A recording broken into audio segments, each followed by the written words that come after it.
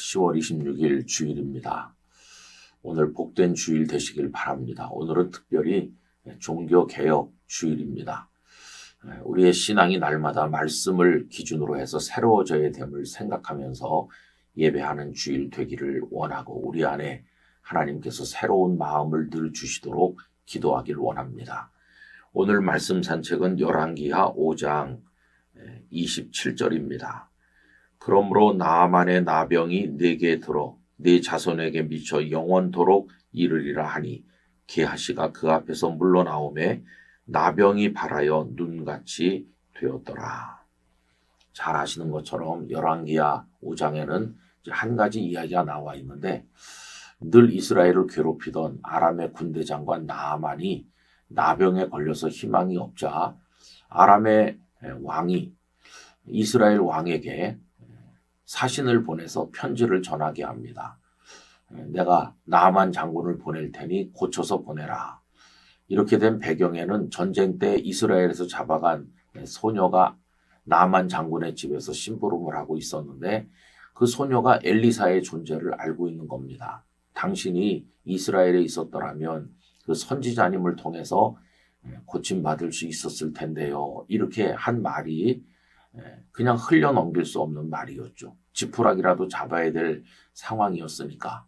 그래서 나아만 장군이 이스라엘에 도착한 겁니다.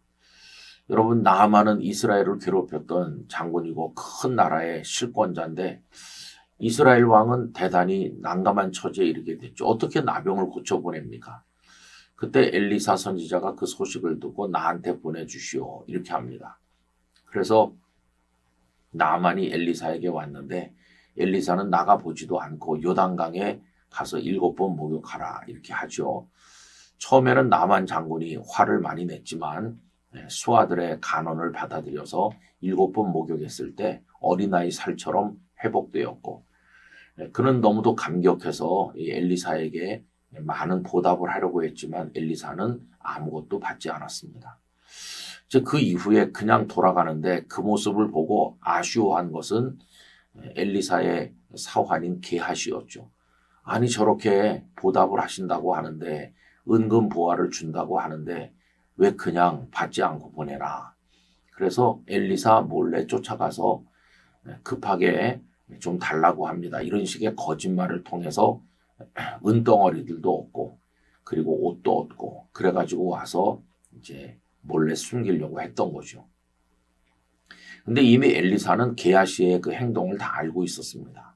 결국 오늘 읽은 말씀은 게하시를 저주하는 얘기죠. 그래서 나만의 나병이 너와 네 후손에게 옮겨질 거다. 게하시가 온몸에 나병이 발했다. 참 무서운 말씀이 나와 있어요. 여기서 우리는 나아만 장군과 게하시를 비교해 보게 됩니다. 나아만 장군은 이방 사람이고 하나님을 경외하지 않아요. 이 사람은 요단강물에 목욕하라고 했을 때도 자신을 대접해 주지 않는다고 화를 냈던 사람이에요. 그런데 이 게하시는 엘리사 선지자의 사환입니다. 늘 엘리사를 따라다니면서 그 능력과 그 말씀을 옆에서 듣고 보던 사람이에요. 그럼 이 두 사람을 비교해 보면 누가 하나님께 가깝고 누가 은혜를 입을 것 같습니까? 당연히 게하시죠.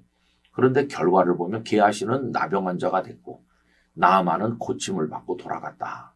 이게 오늘 본문에 나오는 내용이죠. 마치 예수님 당시에 하나님을 제일 잘 믿을 것 같은 바리새인 같은 사람들은 외식하는 자라고 책망과 꼬지람을 받은 반면에 하나님을 믿을 것 같지 않는 가나안 여자 수로보니게 여인은 귀신 들린 딸을 두고 주님 앞에 와서 간구했을 때 끝까지 믿음으로 물러나지 않고 부르짖음으로 은혜를 입지 않았습니까? 여러분 이렇게 보면 성경 곳곳에서 하나님을 잘 믿는 사람과 믿지 않는 사람이 우리가 생각하는 기준을 뛰어넘는다는 걸 알 수 있어요. 잘 믿을 것 같은 사람은 오히려 저주받는 사람이 되고 전혀 하나님을 경외할 상황에 있지 않은 사람이 누구보다 하나님을 잘 믿는 경우를 많이 보게 됩니다. 여러분 잘 믿을 것 같은 사람들이 오히려 하나님을 잘 믿지도 않고 진노의 대상이 되는 그런 이유는 뭘까요? 결국은 인간적으로 익숙해졌고 종교적으로 숙달됐는지 모르지만 그 마음 중심이 하나님으로부터 멀기 때문이죠. 결국 하나님의 말씀을 붙들지 않게 될 때 아무리 그가 목사일지라도 그 어떤 자리에 있다 할지라도 그는 타락한 사람이 될 수밖에 없는 겁니다.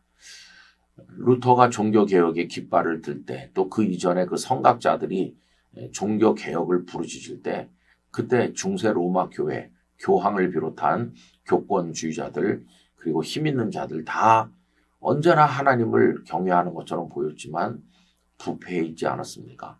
결국은 하나님께서는 그들을 개혁하지 않으면 안 되도록 몰아붙이신 것이고 성경에 근거해서 오직 성경으로, 오직 믿음으로, 오직 은혜로, 오직 하나님의 영광을 위하여 이런 기치로 돌아올 수 있게 만드신 것입니다.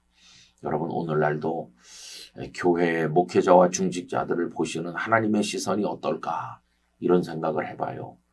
오늘 우리는 하나님 앞에서 어떤 존재일까요? 여러분 회개하는 마음으로 게하시가 되지 말고 은혜를 입는 나만이 되도록 우리 하나님 앞에 가까이 나가길 간절히 원합니다. 아버지 하나님 종교개혁주의를 맞이해서 저희들의 신앙을 들여다보게 하시고 잘 믿을 것 같은 사람 또 잘 믿는다고 자부하는 사람이 하나님 앞에서는 외식하는 자요 위선자일 수 있음을 기억하고 겸손하게 하나님의 말씀을 붙들고 참된 믿음으로 하나님을 경외하게 하여 주옵소서. 예수님 이름으로 기도하옵나이다. 아멘.